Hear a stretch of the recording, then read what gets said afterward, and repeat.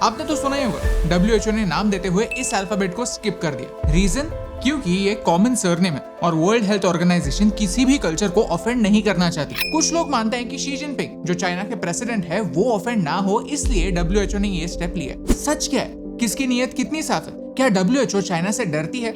हमें ये पता नहीं, लेकिन ये जरूर पता है कि अगर आप वर्ल्ड हेल्थ ऑर्गेनाइजेशन की फंडिंग कैसे होती है ये समझ पाए तो कुछ चीजें क्लियरली देख पाएंगे। चलिए WHO के पिछले 1.5 साल के एक्शंस को जरा गौर से देखते हैं और फिर सोचते हैं कि WHO चाइना के खिलाफ खड़ी क्यों नहीं होती। अगर आपको हमारी बातों में दम लगता है तो इस वीडियो को अपने दोस्तों के साथ शेयर जरूर कीजिए। भारत और पूरी दुनिया के लिए इम्पोर्टेंट टॉपिक्स पर आसान भाषा में वीडियो बनाना हमारा मिशन है। हमें सपोर्ट करने के लिए हमारे YouTube चैनल को सब्सक्राइब कीजिए और इस बेल आइकॉन को प्रेस कीजिए। कोविड वेरिएंट्स के सारे नाम ग्रीक अल्फाबेट से शुरू होते हैं। ये नाम कौन देता है? WHO और कौन? अल्फा, बीटा, गामा, डेल्टा, ये वेरिएंट्स तो हमने सुने थे। अब आने वाले वेरिएंट का नाम न्यू अल्फाबेट से शुरू होना चाहिए था, लेकिन वो NEW इस प्रोनाउंसिएशन के काफी नजदीक है तो लोग उसमें कंफ्यूज हो सकते थे। नेक्स्ट अल्फाबेट आता है Z, लेकिन WHO ने कहा नहीं क्योंकि कई लोगों के नाम शी होते हैं। हमें तो एक ही पता है, but do you think this logic is fair? I mean WHO एक हेल्थ ऑर्गेनाइजेशन है, एक सोशल या पॉलिटिकल ऑर्गेनाइजेशन नहीं। तो समाज का रिएक्शन क्या होगा ये सोचना उनका काम नहीं। उनका काम है सिस्टम फॉलो करना जो उन्हीं ने बनाई।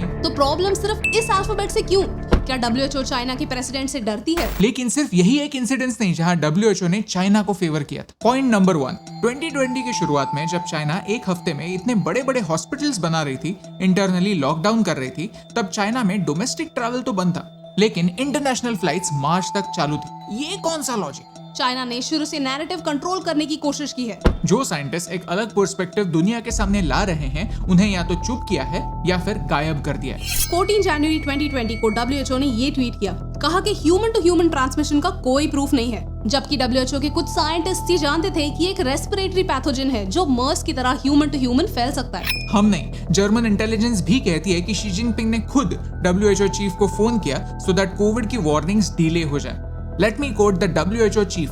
3 फरवरी को उन्होंने कहा, इंटरनेशनल ट्रैवल और ट्रेड रोकने के लिए कोई भी मेजर्स आज अननेसेसरी हैं। एट द सेम टाइम उन्होंने कोविड को रोकने के चाइना के एफर्ट्स की तारीफ भी की।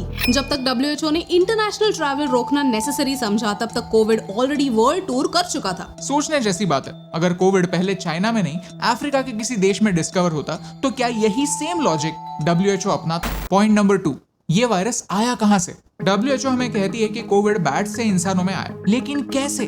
WHO ये प्रूव नहीं कर पाई। निकोलस वेड ने ये एक्सपोज किया है। यूजुअली जब कोई कोरोना वायरस एनिमल से इंसानों में आता है तो बीच में एक इंटरमीडियरी एनिमल होता है। सार्स में पहले बैट से वायरस सिवेट में आया। सिवेट को चाइना में खाते हैं, इसलिए सिवेट से ह्यूमंस में आया और ये डेटा 4 महीनों में अवेलेबल हो गया था। मर्स में बैट से वायरस पहले कैमल्स में आया। कैमल्स को मिडिल ईस्ट में खाते हैं, इसलिए ये वायरस कैमल से ह्यूमंस तक आया और ये डेटा 9 महीनों में अवेलेबल हो गया। कोविड का इंटरमीडियरी एनिमल कौन, ये प्रूव नहीं हुआ। On the other hand, Wuhan जहां कोविड सबसे पहले डिटेक्ट हुआ, वहां एक लैब है जहां ऐसे ही वायरसेस पर एक्सपेरिमेंट किया जाता है। व्हाट इफ ये वायरस वहीं से लीक हुआ हो? इन्वेस्टिगेशन की जरूरत थी जो WHO ने टाइम में कंप्लीट नहीं की, इंस्टेड चाइना को टाइम दिया। लेकिन क्यों? अगर छुपाने जैसा कुछ था ही नहीं तो छुपाने की जरूरत क्यों? इसी टॉपिक पर हमने एक पूरा वीडियो बनाया है जो आप यहाँ पर देख सकते हैं। पॉइंट नंबर 3, मार्च में WHO कहती है कि चाइनीज वैक्सीन सेफ है, लेकिन डेटा इनसफिशिएंट है और 2 महीने के अंदर अंदर चाइनीज वैक्सीन अप्रूव कर देती है, वो भी एक वैक्सीन नहीं, 2।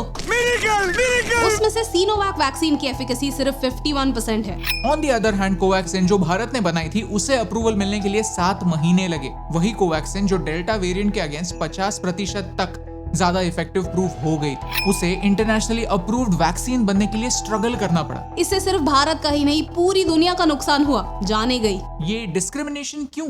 जवाब काफी सिंपल है, फंडिंग।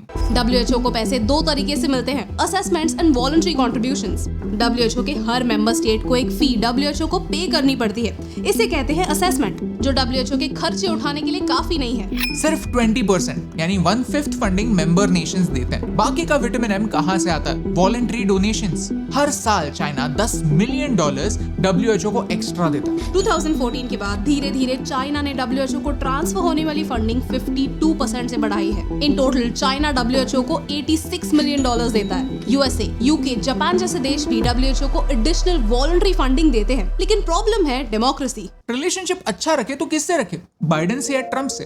डेमोक्रेट से या रिपब्लिकन से? चाइना का अच्छा है, एक पार्टी के दोस्त बन जाओ तो जिंदगी भर ऐश है। अगर आपको ये पॉइंट्स अच्छे लगे, समझ आए, तो इन्हें और लोगों तक पहुंचाने में हमारी हेल्प कीजिए, क्योंकि हम WHO पर क्रेडिबल इंफॉर्मेशन के लिए निर्भर होते हैं। पिछले 2 सालों से वो कह रहे हैं लॉकडाउन नेसेसरी है, इसलिए लोग घर बैठे हैं। ट्रैवल, हॉस्पिटैलिटी, इवेंट्स, न जाने कितने सेक्टर्स सफर कर रहे हैं। But fine, everything is okay अगर हम ये यकीन से कह पाए कि WHO बायस नहीं है, चाइना की खुशी के लिए दुनिया को रुलाने वाले डिसीजंस लेने वाली बिकाऊ ऑर्गेनाइजेशन नहीं। ये विश्वास जीतने के लिए WHO को जो गलत है उसे गलत कहना सीखना होगा, भले उस गलती की शुरुआत किसी भी अल्फाबेट से क्यों ना हो। और यही सिंपल सी बात आप तक पहुंचाने से मुझे फर्क पड़ता है।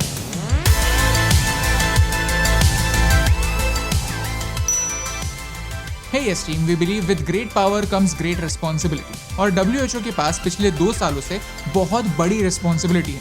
वो जो भी कह रहे हैं हम सही मानकर चल रहे हैं, लेकिन हमें ये जानना जरूरी है कि उनका फंडिंग कहाँ से आता है।